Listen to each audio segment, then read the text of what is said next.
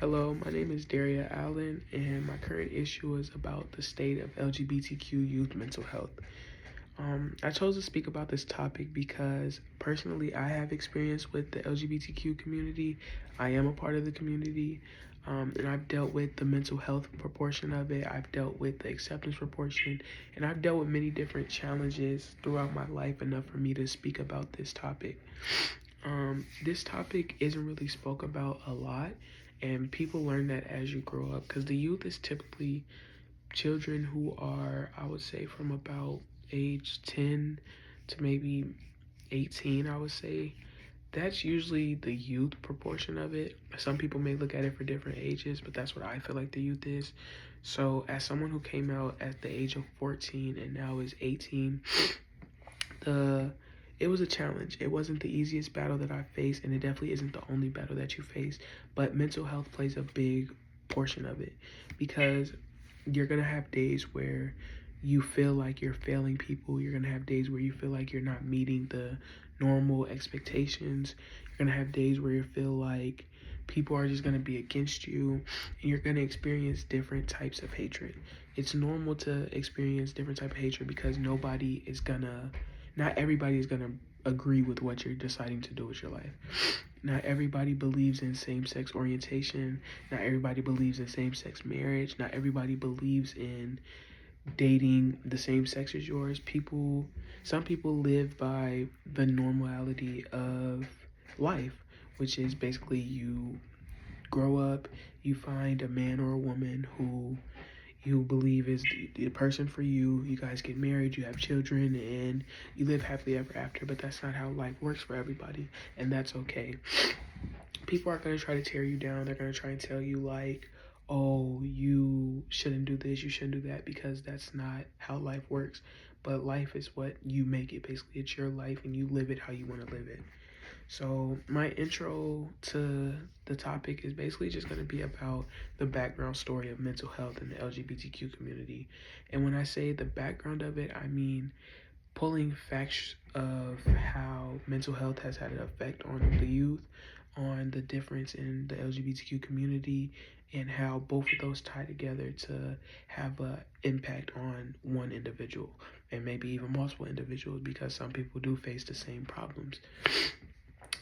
When I speak about this, I'm also going to speak about what the leading causes of mental health, which is usually just the things such as like bullying or not feeling accepted, you getting in your own way of not knowing who you want to be, because finding out who you want to be can be very, very, very challenging.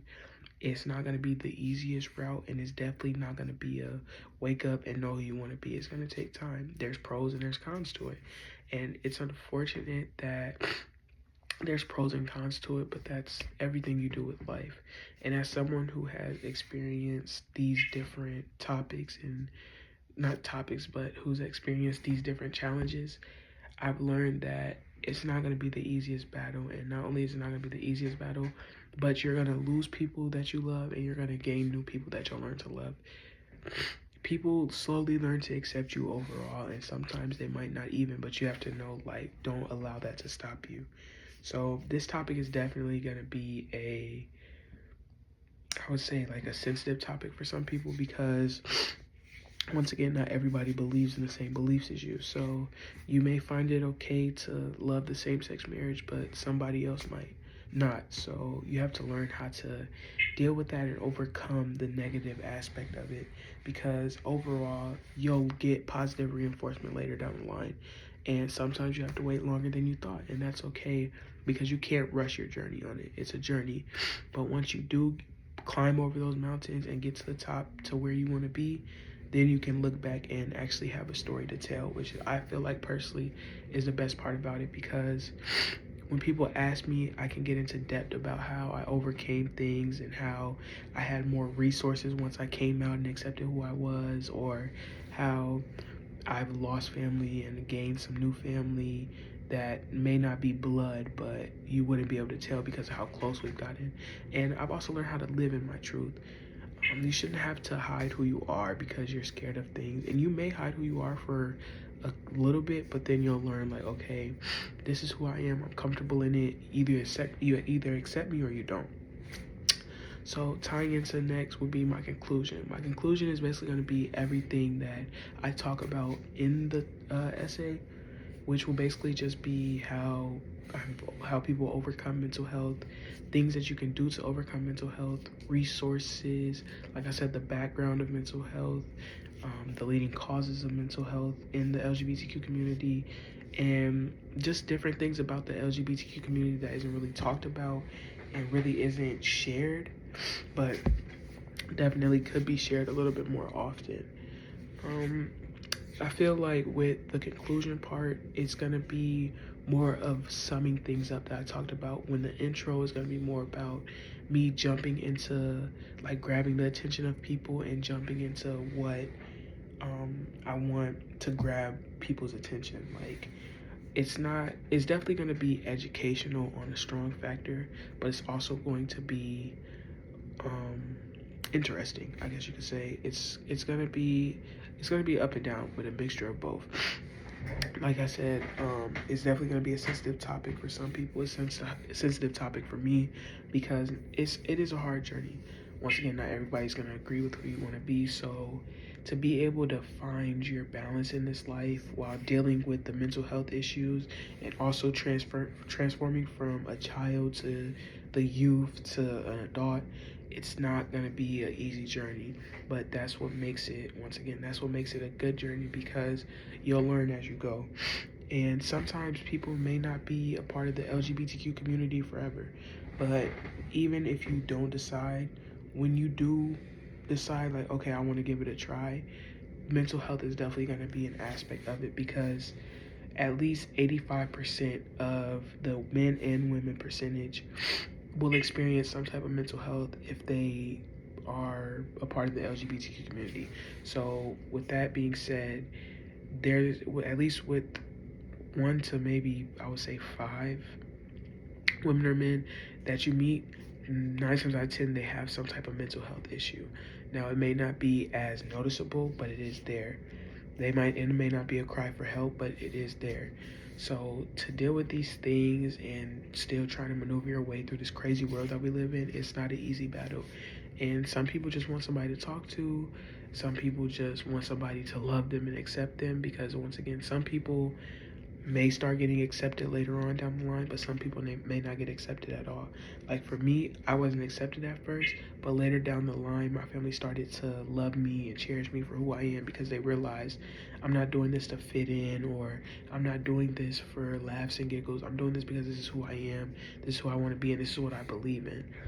You may not look through it as that way. You may look through it as, oh, I just don't like men, or I don't like women, and that's okay. It's your journey, and nobody can really tell you how to live your life but you. People are gonna have things to say though, and I think as someone who's a part of the LGBTQ community, I grew a tough skin.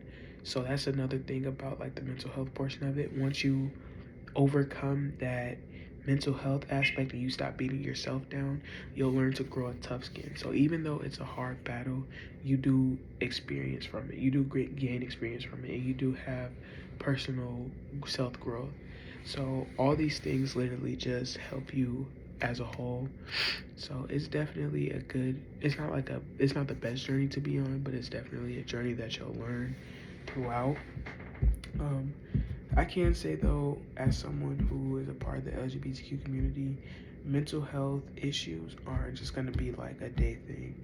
They're gonna last for quite some time, because it can even take up to a year, because you're gonna be dealing with this stuff a lot. And it's gonna be times where you want to shut down because you're not happy in your skin. It's gonna be times where you want to give up because people aren't accepting you for who you are. But later down the line, you do learn that there are people there for you to talk to. There are things for you to do to get you out of this negative headspace of the mental health aspect. So that's another reason why I feel like it's important for me to talk about it, because mental health takes a toll on a lot of Americans and throughout the world. But when you're LGBTQ and you're in the LGBTQ community and you're a part of the youth, it can be confusing, but it can be very, very, very challenging. So to listen to someone and have somebody talk to you about your problems and being able to vent to somebody, you definitely learn, like, okay, this isn't gonna be the easiest journey, but it's something that I'm gonna face and overcome. So I feel like me talking about it as someone who has the experience as well, it definitely is more of a it's more of a heart to heart thing than it is like, oh, this is just somebody talking based off what they researched. I can use a little bit of my personal experience, some research that I did, and some things that I already know off the top of my head, combine it together and honestly give something that is worth the while, worth the reading, and worth the education aspect of it. So, thank you for listening.